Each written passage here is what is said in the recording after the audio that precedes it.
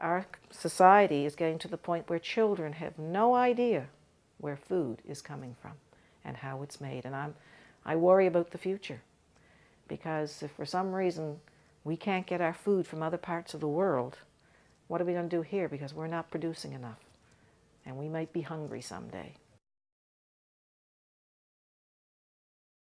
Oh, I started teaching in 1968. I taught for 32 years with 1 year in the, went out west to teach on a teacher's exchange in the Kootenay mountain region.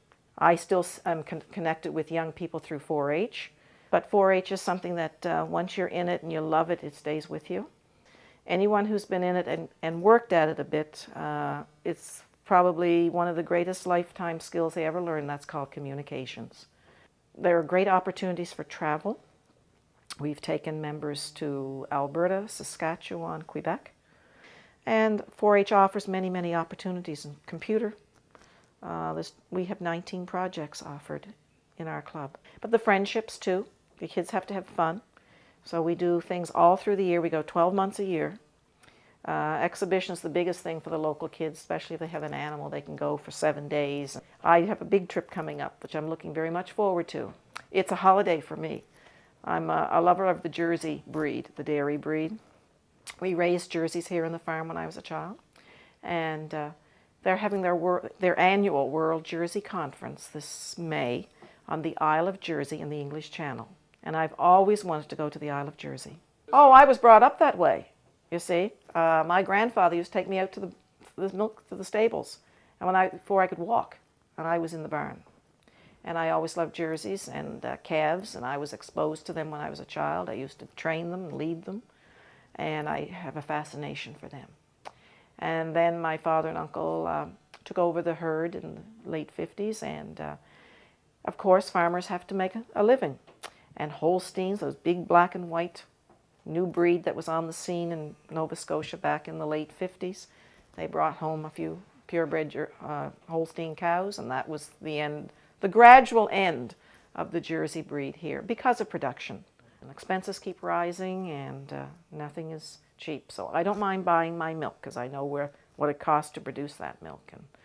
And the lifestyle a dairy farmer has to lead is not like your normal worker. He's 24 hours, 7 days a week, 365 days a year, yeah. And you could write a book of the exciting things that animals will do to give you headaches or injuries. We've all been kicked and head-butted and a few other things over the years. And my ancestors picked a good location. The Wiles, that when the settlers came through, one of them came in this direction and settled here.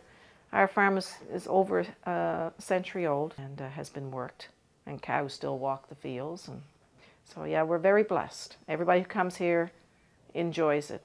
This is always the roots right here. I've never really lost the connection, because I'd come home from a week of teaching in the valley, coaching, being off to a provincial tournament or something, come home for the week, Sunday probably, and then drive back, because you're only an hour and 20 minutes away. So, and my family's all here. And my church life is here, and my 4-H is here. So those are the things that kept pulling me back. Dad passed away 3 weeks ago, so.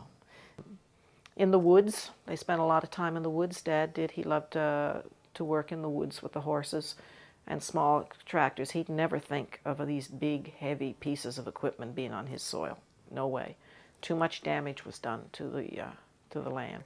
But I've got videos of Dad taken off here. We'll harness the horses, put them to the sleighs, and off we go up over the hill, back to the woodlot half an hour away.